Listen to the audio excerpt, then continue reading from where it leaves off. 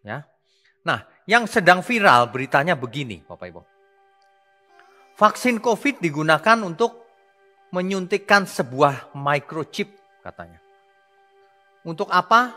Supaya manusia bisa dikendalikan. Ini benar-benar loh. Tapi banyak orang percaya. Aneh memang. Tapi ya, hari ini kita bahas kebenarannya. Bapak Ibu bagikan video ini kemana saja. Mau orang setuju maupun tidak. Kebenaran tidak bisa disangkal. Ada lagi yang mengatakan bahwa vaksin COVID-19 mengandung enzim luciferase. Wah, namanya kok ada lucifernya ya Pak? Mencurigakan nih Pak. Nah, kalau orang tidak mengerti menjadi seperti itu. Jangan-jangan ini enzimnya setan Pak. Loh, ya enggak mikirnya. Katanya itu adalah cara setan untuk mengubah DNA manusia. Pasti di balik itu ada Lucifer. Namanya saja enzim luciferase katanya. Wah, ini pasti antikris ini yang programnya antikris secara global ini. Mengubah manusia menjadi makhluk yang lain yang bisa dikendalikan. Zaman ini adalah zaman peperangan informasi. Kebenaran melawan hoax. Bapak Ibu perlu membuka pikiran lebar-lebar. Bahwa perang informasi ini sebenarnya sudah dimulai sejak di Eden. Dari pihak Tuhan, informasinya adalah jangan kau makan buah itu, nanti kamu mati. Tapi si ular memberikan informasi yang lain, hoax. Sesungguhnya kalau kamu makan buah itu, kamu tidak mati. Hari itu, Adam maupun Hawa percaya perkataan si ular. Percaya kepada hoax yang dilemparkan oleh si iblis. Sehingga manusia celaka. Masuk ke dalam dosa. Hari ini, kebenaran melawan hoax sudah melalui media yang canggih. Komputer global, jaringan komputer global. Dengan demikian maka ini sangat berbahaya. Hari ini kita mengalami pandemi secara global. Dengan adanya pandemi vaksin COVID-19 ini, kehidupan manusia di bumi berubah total. Bahkan cara manusia menyembah Tuhan pun berubah. Ibadah-ibadah dibatasi. Dan tidak ada yang komplain. Karena memang terjadi pandemi. Dengan adanya pandemi ini dan diproduksinya vaksin COVID. Tahun ini adalah tahun di mana vaksin ini akan diimplementasikan. Tujuan dari vaksin ini tentu baik. Karena pandemi ini sangat berbahaya memang. Korbannya sangat banyak.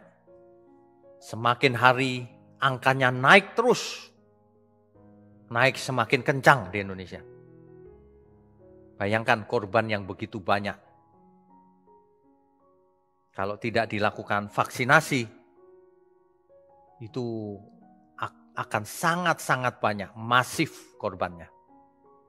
Bahkan kita lihat teman-teman kita di sekeliling kita, para pelayan Tuhan juga kena dan mati.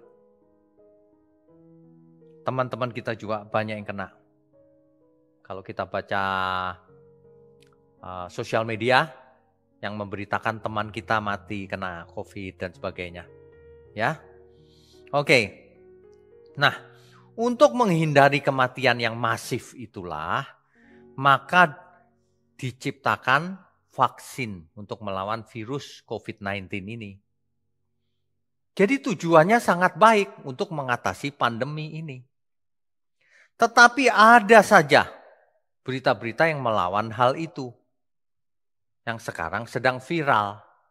Di antara Bapak Ibu Saudara sekalian pasti ada yang menerima WA atau WhatsApp yang berisi video tentang seorang ahli medis yang berkata bahwa vaksin itu berbahaya, vaksin itu akan mengubah struktur DNA manusia, dan sebagainya. Padahal ini mengaku sebagai ahli medis loh, Bapak Ibu. Dan itu tidak satu atau dua, banyak. Apalagi di Amerika, paling banyak itu video-video seperti itu. Bahkan ada debat di berita TV dan sebagainya. Sosial media menyebabkan peredaran berita semacam ini sangat masif dan cepat. Ada saja loh yang berpikir bahwa sebenarnya COVID itu tidak ada. Aneh bukan? COVID ada di depan mata kita, korbannya banyak. Tapi ada saja yang menyebarkan hoax bahwa COVID itu tidak ada. Bahkan ada yang mengaku beberapa ahli medis. Untungnya sudah ditangkap orang-orang semacam itu. Kalau enggak ini membahayakan masyarakat. Kalau percaya hal itu maka dia tidak pakai masker, tidak mau ikuti protokol kesehatan. Kan berbahaya. Saya kadang-kadang tidak tahu apa tujuannya orang-orang seperti ini. Aneh memang. Tapi hal itu tidak usah mengherankan. Karena sampai hari ini pun banyak orang yang percaya bahwa bumi itu datar.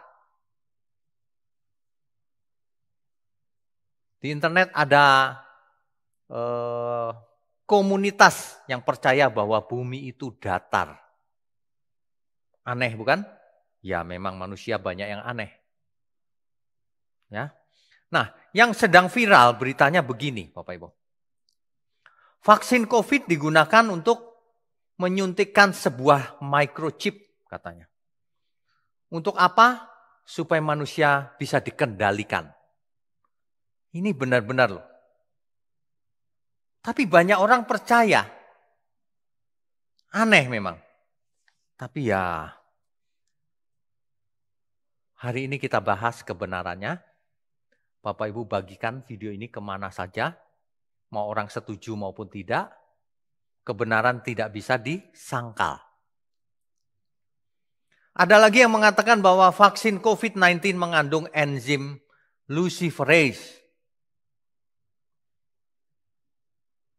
Wah, namanya kok ada lucifernya ya Pak?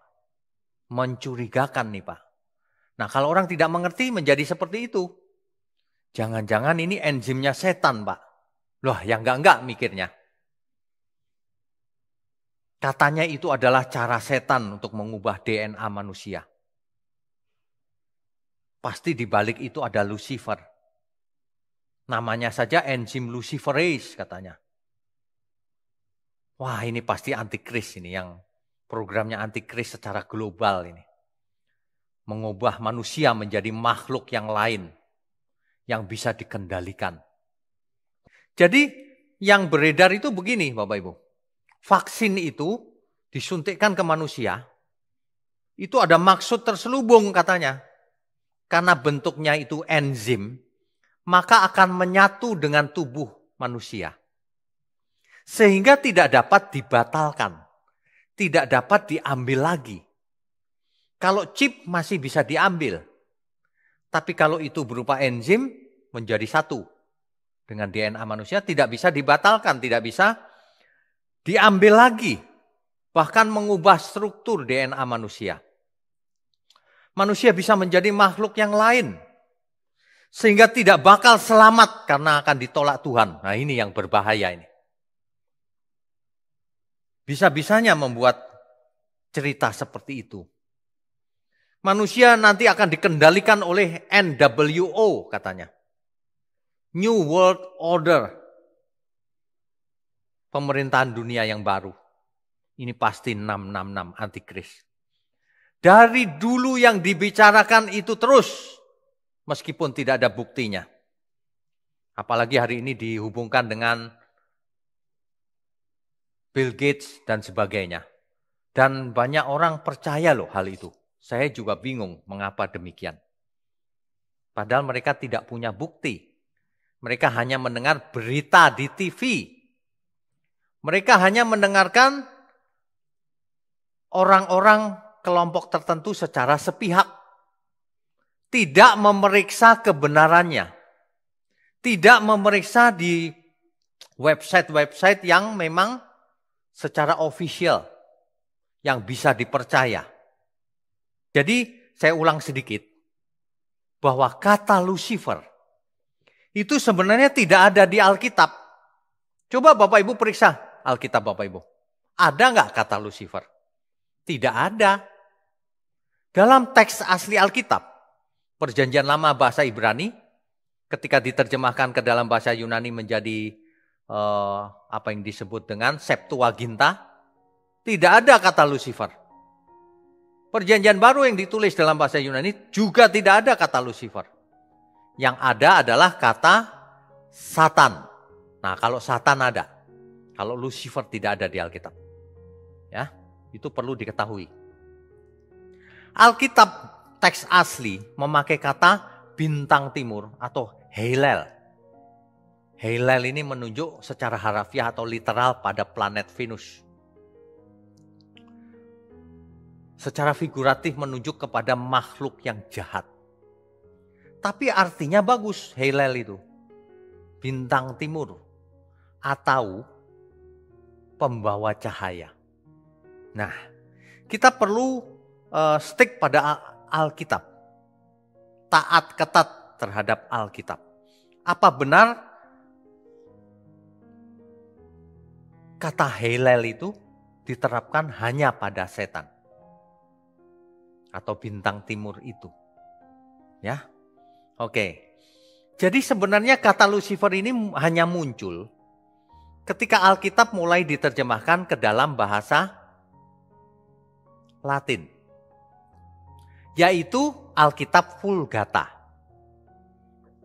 Alkitab Vulgata ini muncul sekitar 300 sampai 400 tahun setelah zaman para rasul. Setelah zamannya Tuhan Yesus, baru ada Alkitab Vulgata yang bahasa Latin. Nah, di situ bintang timur diterjemahkan menjadi Lucifer. Orang yang tidak mengerti berpikir bahwa Lucifer itu nama pribadi. Dalam Yesaya 14 ayat 12, orang mengartikan itu sebagai nama pribadi dari Satan atau setan. Padahal bukan, itu terjemahan dari bintang timur. Bintang timur itu bukan nama, bintang timur itu gelar. Bintang timur, Helel. Ya, oke. Jadi kata Lucifer ini hanya ada di Alkitab Vulgata yang berbahasa Latin, yang banyak dipakai oleh saudara kita umat Katolik. Ya, oke. Nah, Yesaya 14 ayat 12. Coba kita baca ya. Yesaya pasalnya yang ke-14. Ayatnya yang ke-12. Bapak Ibu sekalian, kita tahu yang dimaksud Yesaya 14 ini adalah Raja Babel. Nebukadnezar kemungkinan besar. Tapi yang kalau kita baca ada sisipan ayat-ayat ini yang terselubung. Inilah sifat dari iblis atau bahkan menunjuk pada si iblis. Contohnya ayat 12. Wah, engkau sudah jatuh dari langit.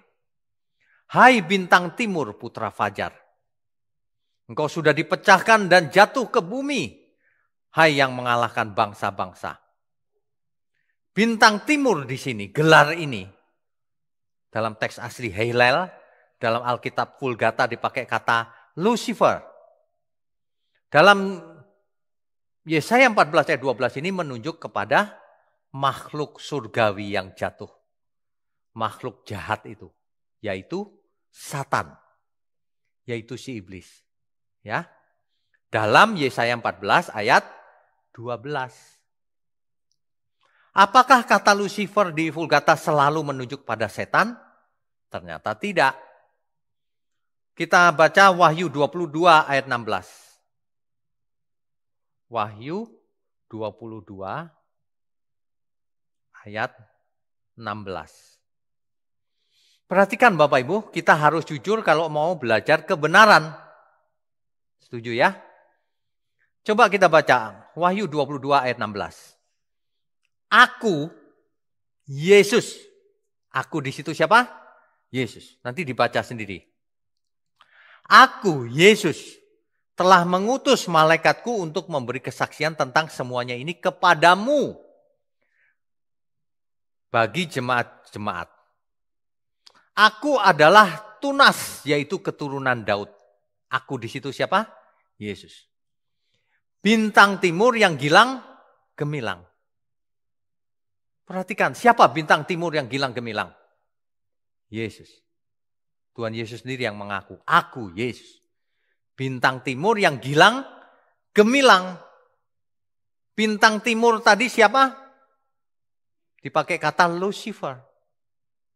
Jadi kalau yang di Yesaya 14 tadi, bintang timur menunjuk pada setan, tapi di Wahyu 22 ayat 16 ini, bintang timur menunjuk kepada Tuhan Yesus. Jangan dipotong ini kata-kata saya. Lucifer itu memangnya Kristus, Pak? Ya, dalam ayat ini. Banyak orang tidak mengerti. Ya, kita baca satu ayat lagi, 2 Petrus 1 ayat 19. 2 Petrus 1 ayat 19.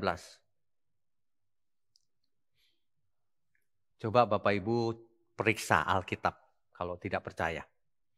Dengan demikian kami makin diteguhkan oleh firman yang telah disampaikan oleh para nabi.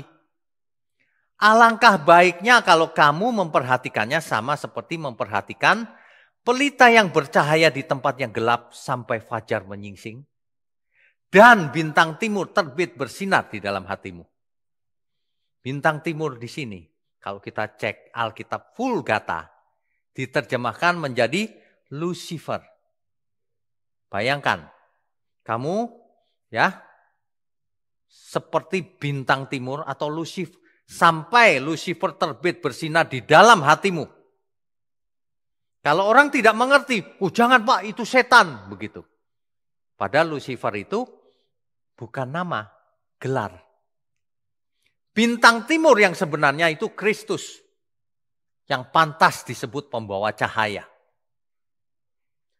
Setan tidak pantas menyandang gelar Lucifer, pembawa cahaya. Sebab ia adalah pembawa kegelapan. Setan bisa menyamar sih sebagai malaikat terang, bisa. Tapi bukan sang terang itu. Sang terang itu adalah Kristus. Nah, kata Lucifer juga banyak dipakai di luar Alkitab. Untuk menunjuk suatu benda, zat kimia tertentu, dan sebagainya. Ya, nah makanya Bapak Ibu mulai sekarang, kalau mendengar kata Lucifer, jangan langsung asosiasinya setan. Kalau mendengar kata Lucifer, harus dicek dulu ini konteksnya lagi apa nih. Karena bintang timur ini belum tentu setan. Menurut Alkitab loh ya. Kalau kita bicara Yesaya pasal 14 ayat 12, bintang timur atau Lucifer di situ menunjuk pada setan atau iblis. Tapi kalau kita baca Wahyu 22 ayat 16 dan 2 Petrus 1 ayat 19, meskipun pakai kata yang sama, Lucifer, itu menunjuk pada Kristus Tuhan. Jangan salah. Nanti kalau kita ketemu kata Lucifer di luar Alkitab, jangan langsung asosiasinya iblis. Dicek dulu konteksnya apa, arti sebenarnya apa. Begitu ya. Jangan dikit-dikit Lucifer setan, Lucifer setan. Banyak orang karena tidak mengerti, kacau balau hidupnya. Kita harus dewasa. Ya. Jadi jangan selalu mengidentikan sebutan Lucifer dengan setan. Nah, sehubungan dengan kabar yang beredar viral tadi itu, yang ada enzim namanya luciferase, ya. Ini kok ada ya enzim Lucifer ya? Nah ini dia. Aneh ya. Udah gitu kok mau disuntikkan ke manusia ya? Waduh gawat nih. Akhir zaman nih kalau gitu. Lucifer, enzim namanya luciferase. Karena mengandung nama Lucifer, maka orang Kristen langsung horor. Langsung takut. Jangan-jangan ini enzim dari setan. Nah, begitu. Sebenarnya apa sih yang dimaksud dengan enzim luciferase itu? Apa sih? Apa benar terkait dengan setan? Apa benar terkait dengan Lucifer yang di Yesaya? Berapa tadi? Yesaya 14 ayat 12. Apa? Nah, kalau kita pelajari, luciferase, enzim luciferase di sini adalah enzim yang mengeluarkan cahaya ketika enzim itu mengoksidasi substratnya. Karena kalau enzim itu mengoksidasi komponen yang cocok, maka akan menghasilkan reaksi kimia dan menghasilkan cahaya. Makanya disebut enzim luciferase. Enzim ini menimbulkan efek bioluminescence.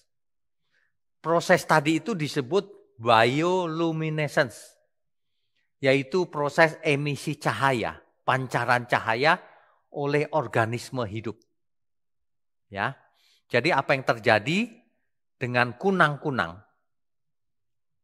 Binatang kunang-kunang itu mengeluarkan cahaya loh di kegelapan. Padahal nggak pakai baterai. Dan nggak ada lampunya di dalam tubuhnya. Tapi kok bisa terang ya? Kunang-kunang itu. Zaman dahulu ketika listrik belum ditemukan, kunang-kunang dipakai sebagai penerang loh, Bapak Ibu. Jadi zaman dulu waktu zaman perang, itu kunang-kunang dikumpulkan di toples. Jadi pada waktu malam hari, karena nggak ada senter, toplesnya itu jadi senter. Kunang-kunang, kumpulan kunang-kunang banyak, jadi terang sekali. Luar biasa loh. Ya, itulah proses bioluminescence. Siapa yang menciptakan? Nah, ini dia. Sebenarnya proses bioluminescence ini sederhana, Bapak Ibu. Jadi ada enzim, suatu enzim, ada suatu komponen yang bisa mengeluarkan cahaya. Nah, komponen ini ketemu dengan oksigen. Lalu terjadi proses kimia gara-gara enzim ini dan kofaktor lain tentunya, maka terjadi komponen oksiluciferin namanya, plus energi cahaya. Itulah yang terjadi di kunang-kunang. Waduh. Jadi kunang-kunang itu contoh dari bioluminescence itu kunang-kunang. Contoh yang lain banyak nggak? Banyak sekali. Kunang-kunang sendiri terdiri dari lebih dari 2000 spesies. Bayangkan. Jadi banyak sekali ikan laut yang di laut dalam. Bapak Ibu kalau pernah lihat film yang laut dalam, di mana matahari sudah tidak tembus ke dasar laut.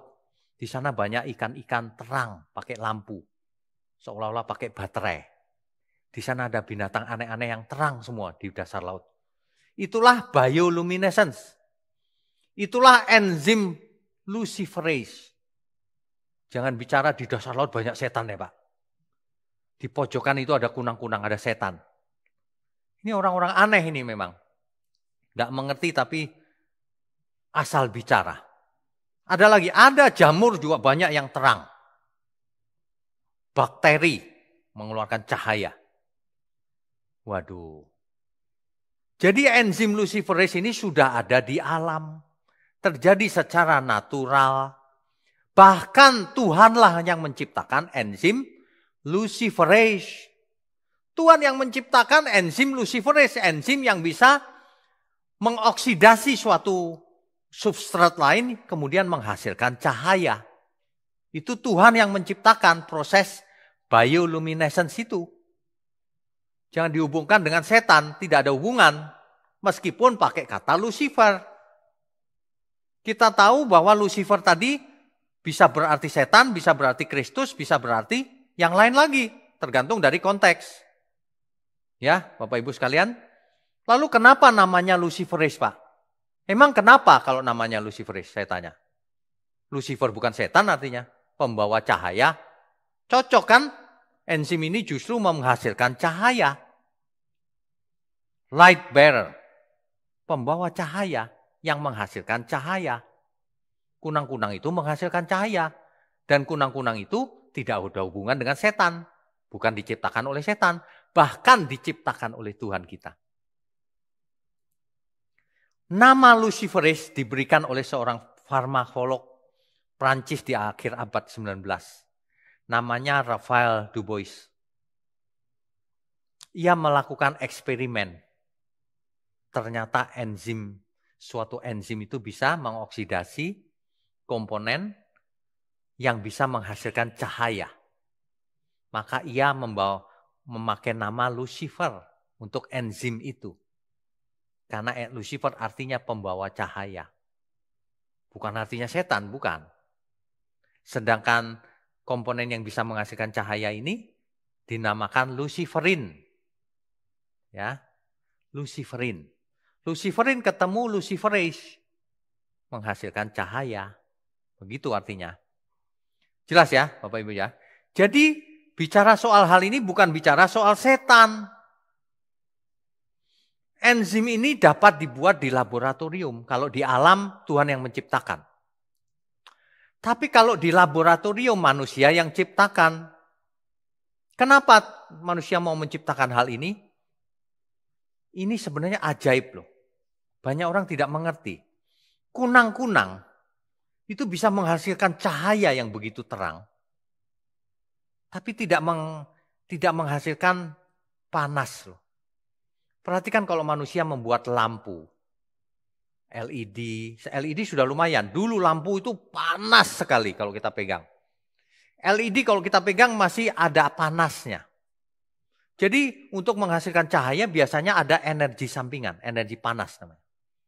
Tapi kalau yang alami, bioluminescence yang diciptakan Tuhan, yang melibatkan enzim luciferase dan melibatkan komponen yang namanya luciferin, hampir tidak ada panasnya. Luar biasa ya Bapak Ibu. Itu menandakan bahwa proses yang Tuhan ciptakan itu luar biasa. Tidak ada panasnya tapi terang. Nah, rupanya manusia tertarik dengan fenomena bioluminescence ini. Karena berguna banget. Di laboratorium dibuat sengaja melalui rekayasa genetik. Untuk apa? Digunakan dalam proses bioteknologi. Untuk membuat penemuan obat anti kanker, untuk menemukan berbagai macam proses bioteknologi, diperlukan enzim ini. Karena rupanya enzim ini bisa sebagai penanda, sebagai pelapor, sebagai indikator. Kalau sesuatu itu kehadiran suatu protein tertentu, maka ada cahayanya. Nah, itu. Jadi gunanya banyak dan sama sekali tidak ada hubungan dengan setan. Perhatikan baik-baik. Ya. Bapak Ibu jangan pernah ada ya. Nanti kalau udah tahu artinya aneh bukan? Kita suka main-main dengan kunang-kunang. Suka main-main dengan sesuatu yang aneh-aneh. Itu bukan setan loh. Waduh, bayangkan orang Kristen ketemu kunang-kunang dia bilang setan. Wah, ini parah ini. Pertanyaan berikutnya. Apakah vaksin COVID-19 mengandung enzim luciferase?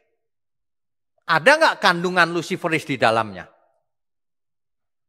Kan yang dikhawatirkan orang itu kalau mengandung enzim luciferase lalu disuntikkan, maka kita punya enzim lucifer katanya, setan. Nah, dengan kita tahu bahwa enzim luciferase itu enzim yang diciptakan Tuhan, cuma namanya baru diberikan di akhir abad ke-19 oleh seorang farmakolog dari Prancis. Hanya sekedar nama, Bapak Ibu. Tidak ada hubungan dengan setan, apalagi dengan 666 atau antikris. Ya. Apakah vaksin COVID mengandung enzim luciferase? Pertanyaan ini menjadi tidak relevan. Mau mengandung boleh, mau tidak juga tidak boleh. Tidak apa-apa, nggak pengaruh. Karena itu enzim alam. Kalaupun dibuat ya mirip aslinya. Enzim yang berguna. Jadi enzim COVID ini mau ada vaksin COVID-19 ini mau mengandung enzim luciferase atau tidak pengaruh. Bapak Ibu bisa cek komponennya, tanya para ahli apakah mengandung atau tidak. Tetapi Bapak Ibu perlu tahu baik di vaksin itu mengandung enzim ini atau tidak pengaruh. Sebab luciferase tidak ada hubungan dengan setan atau antikris atau apapun. Ya. Perhatikan baik-baik. Diperiksa kalau tidak percaya. Kebenaran itu sesuai dengan fakta. Cirinya. Diperiksa. Tanya para ahli. Jangan percaya pada pengkhotbah-pengkhotbah yang ngawur. Yang tidak pernah menyampaikan bukti. Kalau ini bisa dicek buktinya.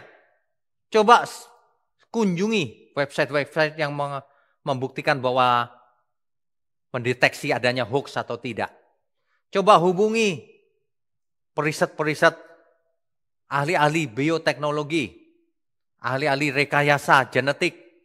Coba dihubungi para ahli.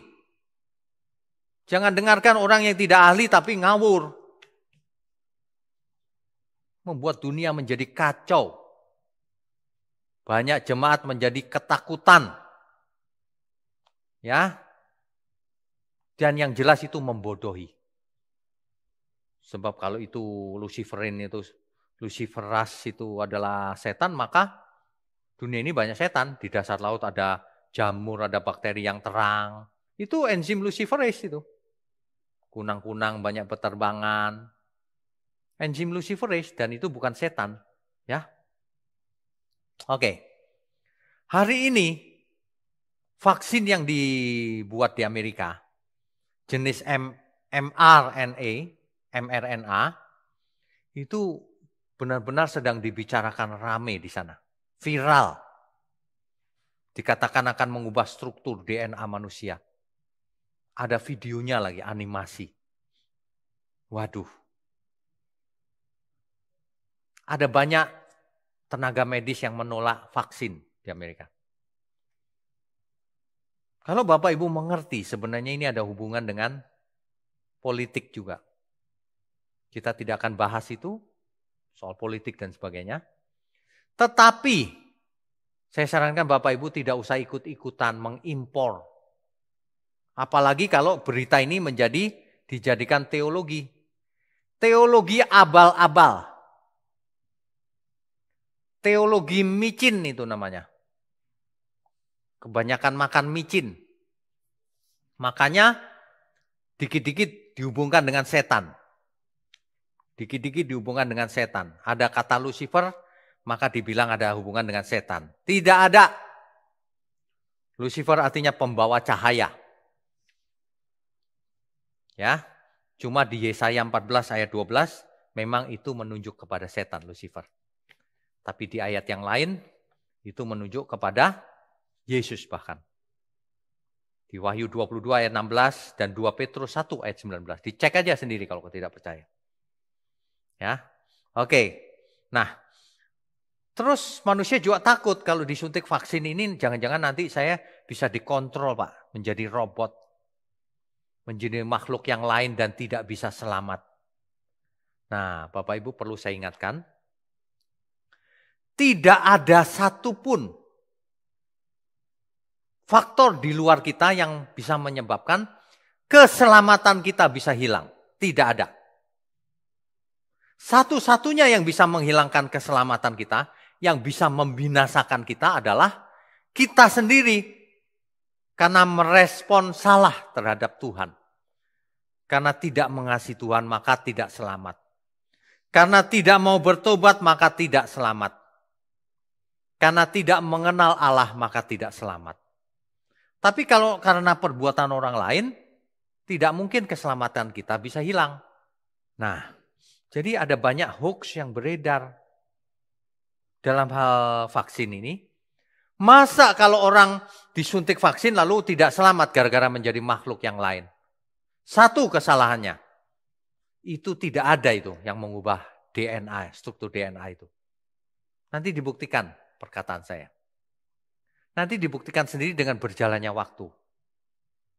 Ya, dicatat itu orang-orang yang hari ini mengatakan bahwa itu mengubah struktur DNA manusia.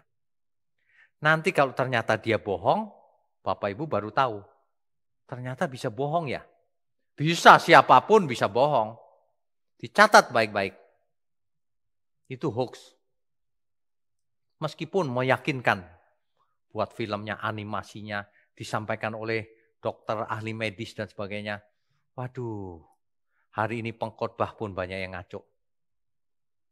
Banyak yang tidak menyampaikan kebenaran. Keselamatan kita tidak bisa hilang gara-gara sesuatu yang fisik. Misalnya ditempel barcode, disuntik, ditato, dan sebagainya. Tidak bisa. Ya, keselamatan kita hanya bisa hilang kalau kita menolak keselamatan itu. Kalau kita berkhianat terhadap Tuhan Yesus. Keselamatan kita tidak bisa hilang hanya karena disuntik. Seandainya itu mengandung chip sekalipun. Karena semua yang fisik. Bayangkan orang yang dulunya ditato 666, tatonya tidak bisa hilang. Masa dia tidak boleh bertobat? Mau ada tato 66, mau ada apapun, tidak masalah. Asal bertobat lagi. Amin ya. Mulai hari ini Bapak Ibu hati-hati. Sebab hoax itu makin banyak dan makin canggih. Berita bohong makin banyak dan makin canggih.